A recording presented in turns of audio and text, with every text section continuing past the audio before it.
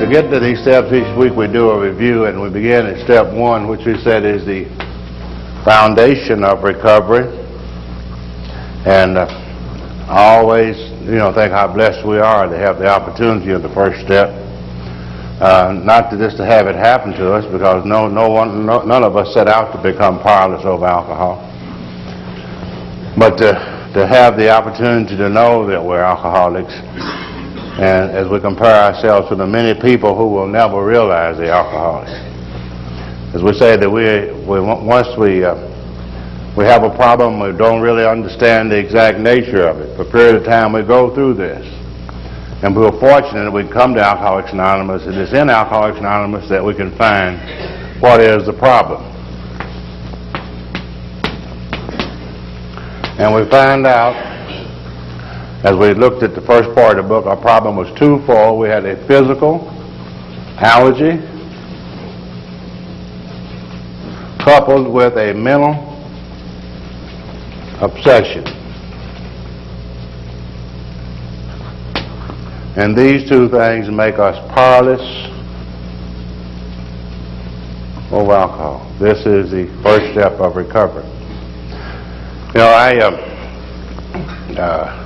As we look at this, Dr. Silkworth talks about the physical allergy, and he says this: that we have an abnormal reaction to alcohol. That once the alcoholic takes a drink of alcohol, any alcohol whatsoever into his system, something occurs, that it doesn't occur in the average temperate drinker. And once an alcoholic takes a drink, he experiences a phenomenon of craving, a craving that is beyond the control of the mind. And that's a very, that's really important. I don't think we look at sometimes. Many times we say, I'm going to take a drink, but I'm going to control it with my mind. I'm going to just take 2 and stop. There's 2 things you're going to do if you got a drink. You got to start and you got to stop. Starting is easy. See, and both of these things have to be done with the mind. See? You start with the mind, and you have to stop with the mind. But in the case of an alcoholic, something happens in between those 2 drinks. In between those 2 drinks, we develop a phenomenon of craving. And it's a physical thing, and it's beyond the control of the mind. So in this case, because of the physical allergy, every time we drink, we trigger a phenomenon of craving, so we can't drink safely. And because of the mental obsession, then we can't really say quit drinking. We can quit, but this obsession will make us start over again. So these 2 things makes us powerless over alcohol. Then it comes to the second step. If the problem is powerless, the solution is power. And it's the second step is come to believe that a power greater than ourselves can restore us to sanity, can remove the obsession. And then we believe this is the solution to the problem. And all we have to do is to believe, and we're on our way. We don't have to have faith in this thing. And it's easy for us to believe in this power because we can see it working in the lives of other people. We hear many other people say, this happened to me. And if we have come to these 2 conclusions, she said it was read tonight. If we have run over the first part of the book, if we saw the description of the alcoholic, the chapter the agnostic, our adventures before and after, these things, this first section of the book should have showed us these 2 steps. Our book shows us the problem and the solution. And if that's the case, we're now at step 3. And step 3 is the beginning of the real recovery program. Step 3 through 12 is a planned program of action, a practical program of action, rather, that leads to this power that overcomes the powerlessness. The first thing we do in this practical program of action is to make a decision. And then once we made this decision to go this way, there were some actions that we had to take. And we began to go through this series of actions. The first was an inventory to find out the things that blocked us off from God. If we made this decision, there are some things we're going to have to do to carry out this decision. And in the inventory process, we inventoried our grosser handicaps. We inventoried our resentments. We alcoholics are is the number one offender that blocks us off from God. You know, God really just can't work with a person real good that's off in a resentment. In fact, nobody else can. He can't do too much for himself. Because when we have a resentment, we're paralyzed by that. It's a paralyzing force. It cuts us off from the sunlight of the Spirit. It cuts us off from really doing anything functional in our lives.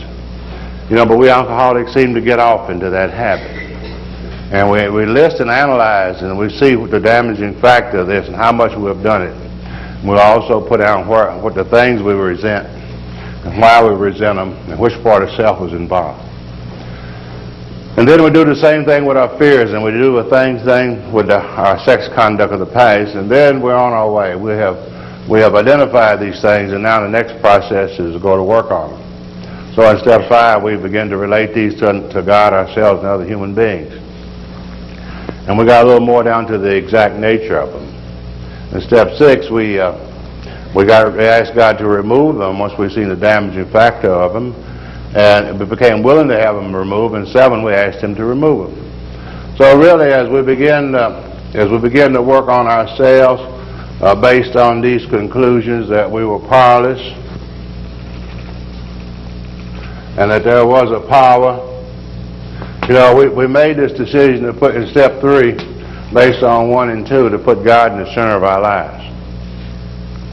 And this is the correct, you know, whether we like it or not, we haven't lived that way, but the real fact, the principle of life, that, you know, God is within every human being. It's our conception of God, but there is some sense of direction within each of us. We all have a conscience. We all have a, whatever we want to call it, the soul. We all have some form of guidance, that inner voice that speaks to us. And you know, and we can do as we choose, or we can decide to live with that, or we can combat it as we have been. But it's based on these 2 alternatives, though, we made a decision that to listen to. We made a decision to use that direction which was in us. And so, for the first time, we become. Our spiritual life is in the right way it should be. And then in 4, 5, 6, and 7, we worked on ourselves, our minds. I am a product of what I think. You know, I am a product of the stock in trade. Whatever we are today is the results of it wasn't just accidentally what happened outside of our lives. It's what happens within our minds. I am a product of of the thoughts that I have each day. So in 4, 5, 6, and 7, based on this decision, we're working on recreating a new life. Because, you know, the doctor said we become restless, nervous, and discontent. And if we remain the same person, you know, we become a whole lot of other things. We alcoholics, we become lonely, we become upset, and you just go on and on. I had a bunch of things happen to me, you know. But when these things got to me, then I was powerless, so I made a decision to drink. You know, and alcohol relieved this. So it's all about putting this life back together again. And we said a personality change sufficient to recover, and this is already happening. You know, once he says, you know, we begin to develop some tolerance and patience and goodwill toward all men. And throughout these steps, we see some personality changes take place. Step 5 is the beginning of the spiritual experience. And we have some gradual change throughout here already. But then once we complete that area, then we come tonight into the final area that we have to work on. And this is our relationship with others. This is ourselves. And of course, this is God. God, ourselves, and others. And that's what human life is all about. You know, life does have a design, and each and every life is one's relationship with God. It's one's mind, and it's one's relationship with the world, the people in it. Now, there are 3 dimensions of human life, and I never could get my life in order, and I had a lot. In fact, I didn't know what I was doing. I didn't know much about it. But I worked on what was obvious. This outer circle, we don't know why we talk about steps 8 and 9, because we alcoholics are expert in that area. Because that's the only area we live in. You know what I mean? That's the only area we live in. We haven't looked and never thought about our spiritual life. You know, we never grew up at all. And this is why we had to come as a child. That's what the big book says, come as a child, because we are children there. We have never did any growing there. Yeah. Now, if you don't grow up in here, you know, you haven't built your house on a firm foundation. And you're going to have problems in your mind. You have problems relating to people. You know, that was my earlier idea. I had problems mixing and talking to people. I was shy and I was afraid of people. And I was always comparing, like Clancy said, I compared my insides with their outsides, you know. And so quite naturally, I was so I went and put alcohol in there, and alcohol become a power greater than myself. And I found out when I put alcohol in here, I felt good here, and I could talk to people good. God, you know. And finally, you know, alcohol didn't work. It finally started coming in here, getting in my mind. And then it started getting out here, getting in my outside circle. In fact, it took over the whole thing. And then I tried to start putting the circle back together again. And it was like Humpty Dumpty on the wall. You know, he had a great fall, and I couldn't try to get Humpty Dumpty back together again. And I had a lot of problems. And this outside circle is made up of, when we say physical and our sociological circle, it's made up of everything. It's, you know, it's made up of the job, the wife, the car, the money, bank account, you know, the clothes, the automobile. All these things are in our physiological world. I mean, it's not only our physical bodies, but the other people and the world in which we live. And for many, many years, I tried to, after the thing got in a mess, I tried to straighten up that circle. And of course, a lot of great, some people said, you need to straighten this up first. You know, but Alcoholics Anonymous, we say this is an inside job. We're going to work from the inside out. Because it don't do much good to straighten this circle up unless you build it on something firm. So tonight we're talking about really going to do this for the first time. And when I had problems, the first time I tried to do this before I come to the program, before I did these other things, I always try to straighten this circle up. You know, I would get my job back and the wife would be gone. I'd have the car, but the wife would be gone.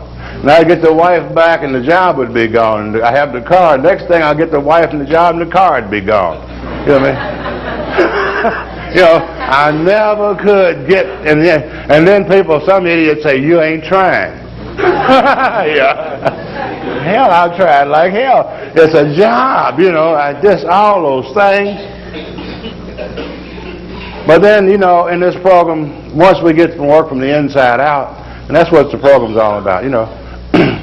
Once we get our spiritual life together, we can develop our mind, we can build our minds together. We can get rid of some of those old things, those old forces that's dominating our lives. And slowly we'll build this. Now tonight we're going back to do this outside circle. And step 8 says we've made a list of the people we have harmed. And it says we should have did this when we took step 4, and we did, I think. You know, I had a lot of the people on my list, and as we go through our resentments, and we do our resentments the way the big book outlines it. You know, we actually will see a lot of the same people on our resentment list that will be on the people that we owe amends, because we set the ball rolling. You know, I have one that I always like to share that we think it's legal to resent your mother-in-law. You know, I had one of those, you know. We played that joke, but this was a fine lady. And I remember the years of sickness, I could just churn this over in my mind and how it used to make me mad. And as I inventoried that, and as I went across what she'd done, I put a name down, I put the cause down, and then I traced the cause to what part of self did she affect? Well, it was very obvious. She had interfered with my personal relationships. You know what I mean? She had interfered with my self-esteem. You know what I mean? She had interfered with my prestige, everything. She had interfered with with my security, my financial security, and my emotional security. She interfered with my sex life. Every part of self this woman has struck. And for many years now, I had resented the hell out of her. And I mean, I just loved to set up and play that over. You know what I mean? And say, I'm going to do this. And you know how we do plan, never do it. Just plan what we're going to do. Never works out that way. And think about the many hours I squandered in my life. Okay. And I could always see, by playing it over, I was always able to resent her. And all those many years I had completely excused myself. Completely never excused myself. In fact, I think the main reason of playing the resentment was to cover up for myself. But when we put that down and inventoried it and analyzed it, my book said, did not you set the ball rolling? And I can honestly look at it now, and it was my actions. It was my selfishness, my inconsideration, you know what I mean? My dishonesty toward her daughter and my family that made that woman retaliate against me. So instead, once we analyze that, that's not a resentment anymore. Once we analyzed that, he said we should have made that list when we took step 4. That my mother-in-law was quite obviously not a person that I should resent. It was a person that I owed an amends. See? So we should have made that list of a lot of the people that I had, a lot of my fears. Like I said, I feared the Internal Revenue. The hell, I owed them a man. I stole from them. If I had stole from them, I never would have had to fear. So once we listed and analyzed these things, we've got a list made. And he said we make a list of the people we have harmed. And if we don't do this, if we don't do this step, our book says, remember, we promise that we're going to any length. And if we don't, this is a total program. There's no way you can do 2/3 of the steps. It's a total process. There's no way you can say, like people say, well, I got drunk, what happened? Which step did I miss? I said, well, you must have missed all 12 of them. I mean, you can't take one out that you missed. You missed the whole thing, So the rest of the work, all the work, I don't care how much work we did and how good, all of it would be wasted if we didn't do 8 and 9. See, because if we didn't clean up the wreckage of the past, if we don't go out and clear up these things at step 8 and 9, then they're going to back up into the mind. We're going to have guilt and remorse and shame. We're going to be looking over our shoulder. We're going to have fears. These things are going to creep back in the mind. They're going to cut us off from the sunlight and the spirit, and we're going to drink again. So, you got to do all the program. So now, we go out, and he says, we got this list. We made it when we took step 4. And we can look around our lives, and we can see if anyone else that we harmed for any other reason. We can add this. We can get those names off of the inventory sheet. The people that we set the ball rolling, we can see those. If we have any other people that were made a harm in any other way, we can add them on the list. And the key thing is the first step, and a lot of people have problems with this step. And I think the biggest problem with step 8 is step 9. And there are 2 steps. There are 2 steps, and this is why they have step 8 and 9. First of all, if you do 8 always comes before 9, so let's do 8 first. If we do 8 first, then like 9's real easy.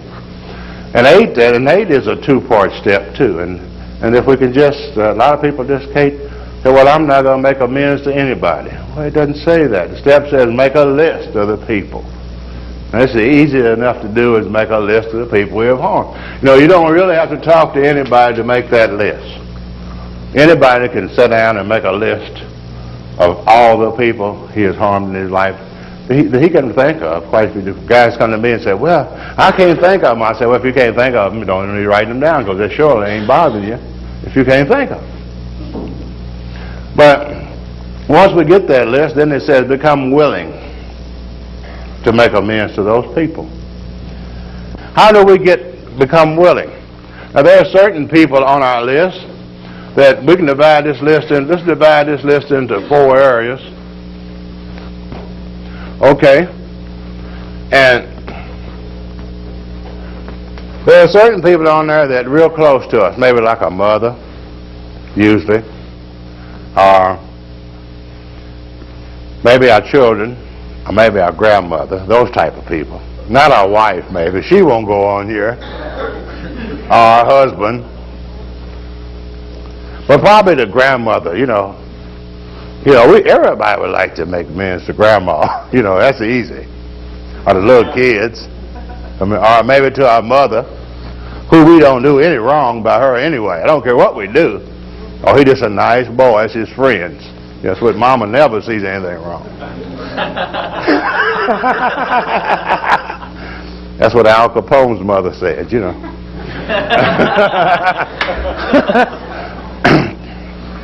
Now, so it's easy to go to those people, and there's no problem in making amends to them. And what's wrong with it? So we'd go to them right now. So let's put now up here.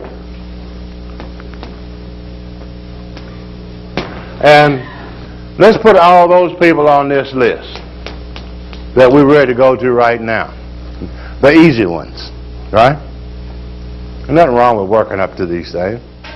There's some other people, remember we got the list made out, there's some other people that we don't want to make them right now. I know I'm going to make it, but I don't know, it may be right now, but maybe later. So we'll put that up here later, right?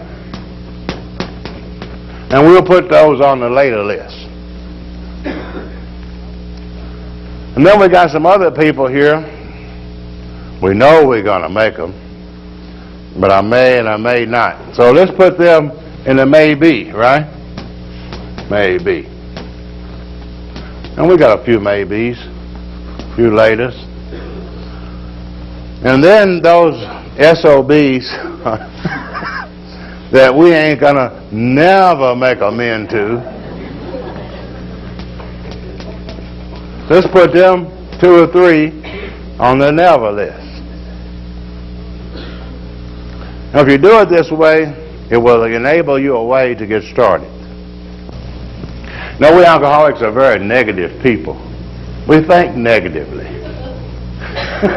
We think negatively, and we're motivated by negative things. You know what I mean? Therefore, what we have done, we have let these 3 people stop us from doing the rest of this list. Right? Now, you see, by putting those over here, we can start over here. And then chances are, if we start over here and see the real benefit and relief of doing these, time we get through with these, the chances are we want to try to work on the laters a little bit. You know what I mean? And after the laters, you'd be surprised, we're going to be working on the maybes. And one of these days, it's going to be so much fun, we're going to have to go get some of them nevers and work on them. But at least it will give us a way to get started. And that's that's one thing an alcoholic needs is a start. And once we will never get the benefit out of the step until you take it, until you start working on it. It says most alcoholics owe money. I was glad to see that. I thought I was unique, and we do, And if you owe somebody money, making amends means to set right or wrong. You go up and tell the person, I'm sorry. Well, he wants to know where's my money. Sorry's all right, but they ain't really making them in. My book tells us we got ways to do this. There is nothing that's impossible. You can go to this person, you can set up, the book says you can strike another deal. You can tell him, you might, why you've been slow, and you owe this obligation. And of course, we alcoholics, we would like to, in our grandiose ways, we want to really hide from the guy walk around with shame and guilt and get drunk again until we get it all and go in there where we can throw it all down and walk out. Here's your damn money. You know.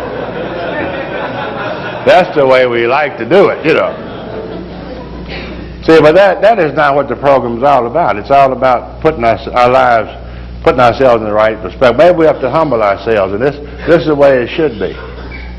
Maybe we have to go to this person and say, well, I can't, I don't have it, but I can pay you a little bit at a time until I get this done. And I think some of us, you know, a lot of times what we owe seems like a pretty good sum. It does. In some cases, I know it runs a pretty good sum. But still, yet, regardless of what we can do, we can start on that in some small way and deal with it. You know, one of the greatest things I heard in the last couple of years was a friend of mine, Charlie and I was in Tulsa. And this guy paid off his amends here a couple of years ago. And he had been sober 29 years when he finished paying the life stuff. But he made a deal, and he's paid on it for 29 years, a little at a time until he got it paid off. So it can be done. But I think, you know, in those 29 years, it wasn't paid, but he sure had a great relief. I mean, he wasn't looking back over his shoulder. He didn't have that guilt and remorse, because when you once pay that first payment, you know, that frees you of that. So we can take care of these things, and if we use the big book and in the context of the book. And it says, you know, it talks about that some of us have committed criminal offenses, and it tells us how to do with that. If we go through the book, the book gives us great detail on how to deal with different types of amends. And there's prayer in this step. You know, willingness is a key. Step 8 is when we make the list. Then this process enables us to become willing, and this is the freedom. The freedom is not so much in making amends, but the freedom in this process to become willing. Once we make this list and become willing to make amends, then we're really free in our minds, and that's the process of the step. Step 9 says after we become willing, then we make the amends wherever possible. Now, you know, if we're willing, we're ready to do this. We're free. Now, wherever possible, we make the amends. Now, I didn't say that we go out and try to do all of them at once, because this is, you know, this is a realistic program. Wherever possible, we make these amends as we see these people, or whenever the thing is right. And I think that this is God working within our lives, because only God can set that up and guides our life. Only God knows what's going on within me and what's going on within the individual. I don't go out on my own and do this. Wherever possible, I make each amend. Now, he does tell me when not to make them. Yeah? He doesn't tell me when to. He tells me where to and when not. When to make these amends would injure other people, I can't do this. But I'm free because I'm willing. I'm free anyway. So there are 2 rules that we have to apply to making these amends. Wherever possible, and when other people are injured, we can't do it. So, but the key thing, we can go on and on and on, because we're living with these things. And I think that we alcoholics, I know I have some burdens in this area. There are some things that wherever possible have not come about. There are some amends I still carry that would injure other people if I were to make them. But they don't bother me. I'm free, no shame or no guilt over them, because I'm willing to do it. You know, we alcoholics, we'd like to have a clean slate. We'd like to have all of them off so we could have a clean slate. But I think the way I work, I'd probably have some more on the list, you know. So I think, you know, the pain or maybe of carrying these things, it helps me remember. And I think one of the most important things on the face of this earth tonight is people. I mean, you know, one time in my life I said, if I didn't feel like that, I used to feel, man, if I get rid of these damn people, I'd be all right. People wasn't my problem. But I think somewhere in our lives, we live with people, living with each other. And this is a fantastic part of living and getting along with people. With all their problems, with our problems too as individuals. but the great thrill that we can live on the face of this earth with people. And the more people we have in our lives, the better our lives are, the more successful we are, the more people we have in our lives. You know, alcoholics don't have a lot of people in their lives. They really don't. I remember, in my particular case, I was sitting out here in the state hospital almost 25 years ago, and there wasn't no crowd there to see me, really. I never did, you know.